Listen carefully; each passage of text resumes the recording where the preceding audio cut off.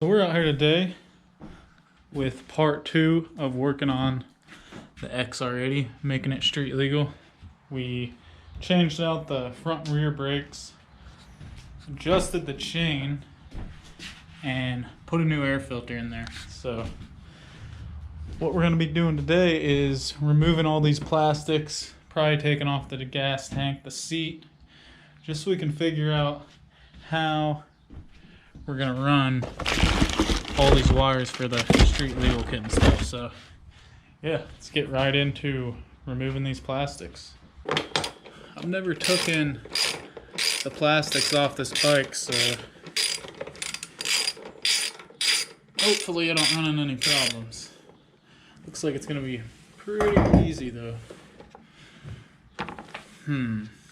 Something seems like it's holding this in. Wouldn't think it's connected all the way up there. Okay, it's just that little rubber grommet. Should be able to pull it right out without breaking it. Oh, there goes the bolt. There we go. Alrighty, that was easy. Let's get this other side off real quick.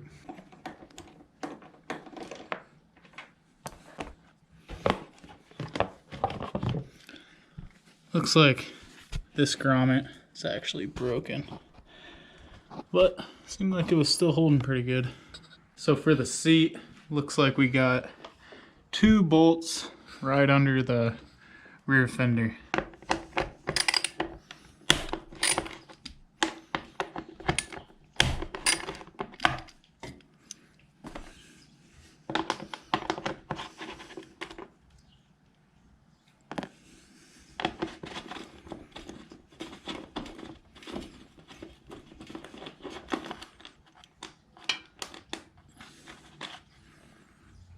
Alright, let's see if the seat's gonna come off.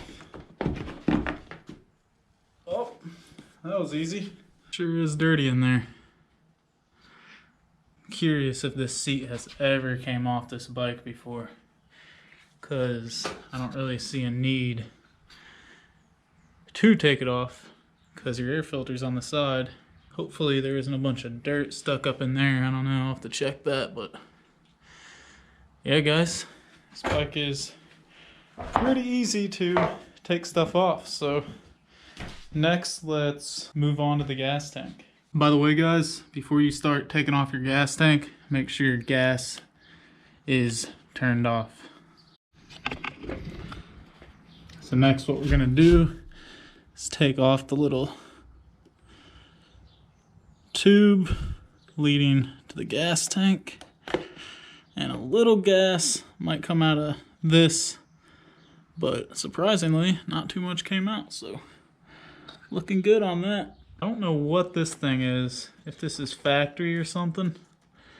I don't know if the factory put this on so if someone ever cut it they could tell if someone was working on the bike, but I actually have no idea what that would be for. But yeah, I'm just gonna leave that on and unclip it from the bottom and not even mess with that screw. Then next you got your vent tube right here. Pull that. And yeah, this can just stay on there. These fairings should be able to pull off with the gas tank. So the last step should just be unbolting the 4 screws at the bottom.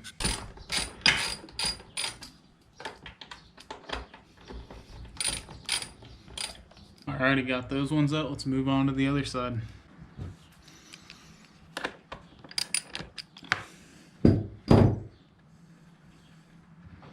Alright guys, this is the last bolt coming out. Just be aware, make sure your tank doesn't end up falling off. Seems like it's pretty sturdy, so I'm pretty sure that's it guys. Now we just gotta pull off the tank. Well, that was pretty easy. So guys, I'm thinking that that's all we're gonna need to take off to run these wires. So I'm gonna start digging in this box over here and figuring out what I need to put on first. So I'm thinking the little control thing here should probably be the first thing we put on. So let's try to figure out how this thing goes on. Pretty sure you just unscrew those two screws and put it on. Something else was in here. Something fell out of here. Oh, it looks like little rubber grommet things to put in there so it doesn't move around on you while it's on the handlebars. Yeah guys, this is the exact same thing I have on the TTR 125. Got your horn, blinkers, low, high beam. So yeah guys, let's try to put this thing on. So I ran into a little problem here.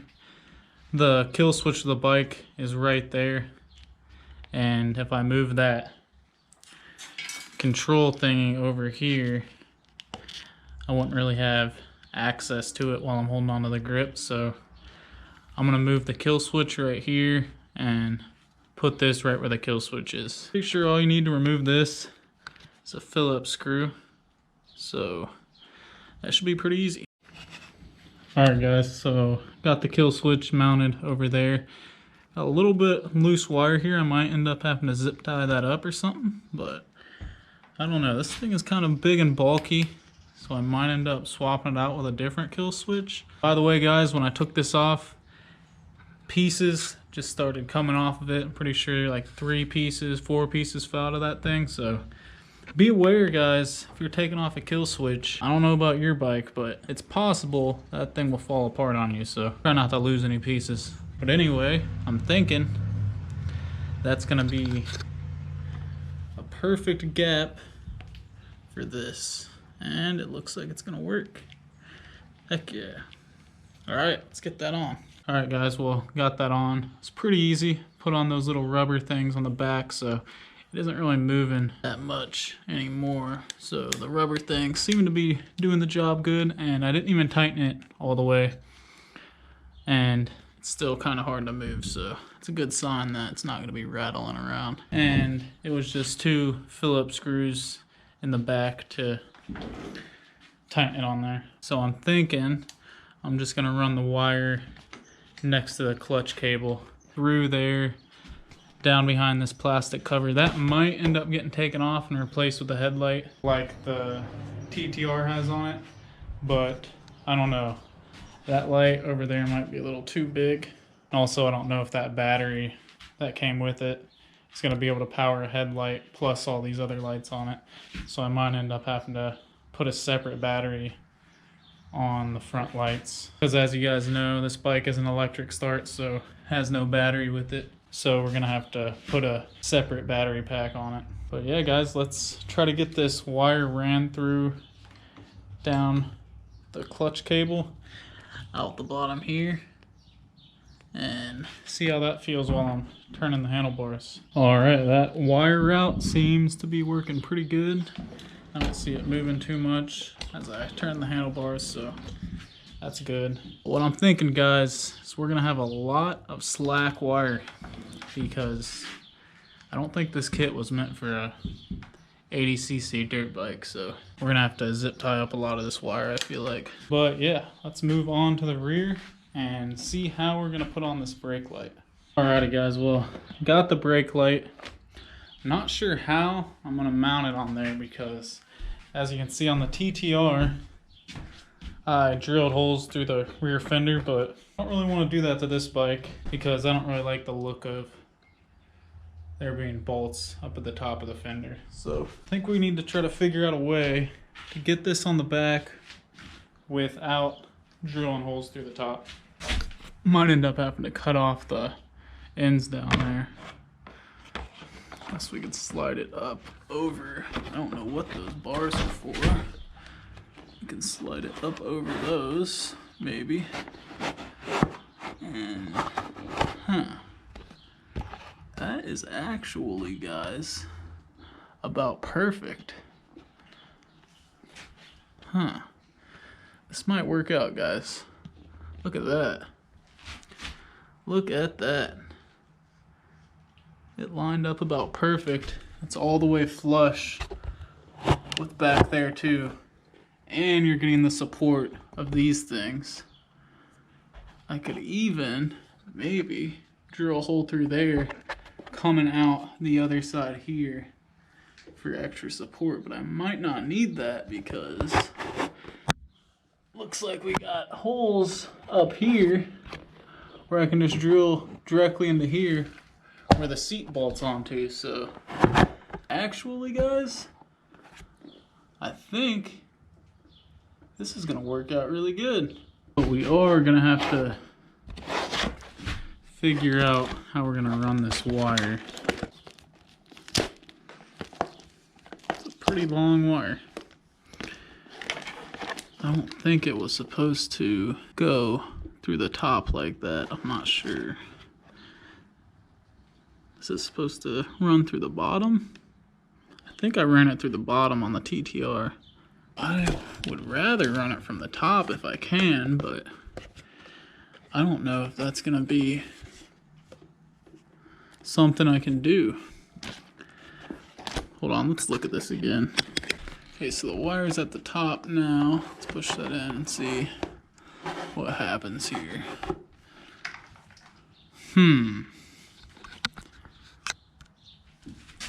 That could work. If I could run it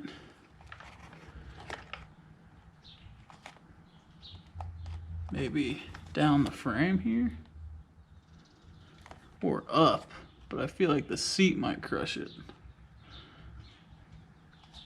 You know what? I think I am going to run it under that because I don't really want wires dangling down here in case a stick or rock got flung up there and punctured my wire. Run into some problems. So I think I am going to leave the wire under there and try to run it under this way maybe. And while I'm drilling out these holes up here, while I'm drilling these holes out, I need to be careful that I don't drill through this wire here. So yeah, guys, I am really surprised with this actually. How perfect that lined up. And we even got the mounting holes right there built in already on the seat. So yeah, looks like brake light's gonna turn out being pretty clean. I guess next step is to drill out these holes and make sure this thing is straight before we drill the holes. Alright, so that looks about good. Pretty lined up. Might push it forward just a tad. That looks pretty lined up right there, so I'm just gonna push it all the way forward. Make sure this wire is running all the way through the middle because I'm gonna be drilling on each side and I don't want to drill through the wire. So let's drill through this plastic and see how it goes. By the way, I'm using a smaller drill bit to start out with, and then I'll move on to the right size to where I can get the bolts through, but this is just to start it. You know what, guys? I might have to do this off camera because it's a little bit hard to do one-handed, so I'll be back after I drill these holes. So guys, drilled my holes. I was a little bit off on this one over here. I actually drilled one right beside it, as you can see in there, because the thing moved on me, but that's no big deal. Didn't hurt the dirt bike, just hurt the fender, but I won't even notice that. So next step is we need to find a drill bit. It's the same diameter as these bolts on the seat so they can fit through those holes. So guys, I think this drill bit is gonna work. So let's get those holes drilled out. Alrighty guys, got them drilled out. The seat is pushed through. As you can see, the bolts are barely poking out the bottom, but I can push this plastic up and it'll pop out a little more. So I should be able to get them pretty tight to where the seat isn't gonna come off on us. Seems like it's gonna work pretty good, guys. And by the way, I ran the wire underneath here on the seat. It's like a little clearance right here. Let me show you. Right in between that little thing on the seat, there's a little gap. that's like perfect for this wire to go through. Yeah, you can see the wire is not getting crimped in between there. So I'm just gonna zip tie this all the way up the frame, make sure I don't put it in front of this grommet. And yeah, probably somewhere up there. But yeah, geez Louise guys, this is pretty easy. Everything's working out pretty well. But yeah, anyways, pretty much got all this ready. The brake light, the controls up here. Now let's go see what other parts we got. You might have to install the blinkers on the back of this. Alrighty guys, little update. I've been messing around with it a little bit, looking at the wiring harness, seeing how all this is gonna go on. I am not sure how I'm gonna get this wiring harness on this bike without having it stick out somewhere. I was thinking maybe right up under there in that slot, or right up there where the intake is, or something, but I don't know. This is the harness right here. I was gonna put on the blinkers, but you gotta drill some holes, and for some reason they decided to not put on the metal pieces on the end of the wire, so I'm gonna have to put all those on individually on these wires and make sure the plugs are right. So those ones look like a female and these are male, so I don't know why they gave me a female and male plug. I don't know if they meant to do that or if it was a mistake or what, but it looks like they gave me too many of these things, so made it a little bit kind of confusing. But yeah, we'll get them on there eventually. But anyways, think I'm gonna cut the video short today because it is like 90 degrees out here and I've been working on this thing for quite a while. So that's pretty much it on part 2 of making this dirt bike street legal. So next video, I think we're definitely gonna get these blinkers on. Another issue is the brake light. How this thing works is this spring pulls that thing out. Every time that thing comes out, it's pretty much hitting a switch turning on the brake light. So what you would do is attach it to like right there, so when you go to hit the brake, it pulls this spring out. And on the TTR, I had it mounted like this, I think. I had a hole drilled in the swing arm back here and I bolted it on just like that, but I don't think I want to drill through this swing arm because I want everything to look pretty clean.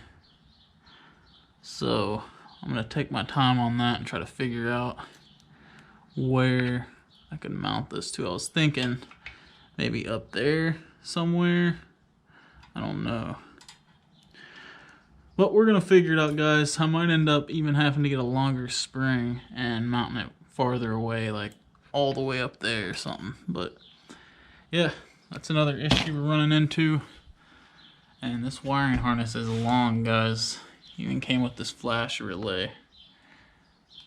So I don't know what I'm going to do with that. But so yeah, guys. Next video, we're going to get the blinkers on. Try maybe to get the brake light switch. That might be the last thing I do. Still got to order a headlight, by the way. That might be one of the last things to do. Get that horn mounted on. I'll probably mount the horn maybe on this. Yeah, there's always spots to mount the horn. It's not a big deal, so that should be easy. The battery, gonna have to find a spot for that. The mirror, not a big deal. That's the other brake light switch. I had to actually order that one separately because this one is meant for brakes that take brake fluid. You like screw it down in there and it does something. I'm not sure how it works, but yeah, that one wouldn't work on here because it has drum brakes. So I had to order this thing separately. If you guys want to know what it is, that's what it's called. Got it from the same site. There's the item number. But yeah, guys, that's pretty much it. We are making progress here. So, what is this? Oh, it's a battery pack charger. But yeah, we're making progress here. So, stay tuned for the next video, and we'll try to get some of these parts on. But anyways, hope you all enjoyed. Thanks for watching. I'll see you in the next one.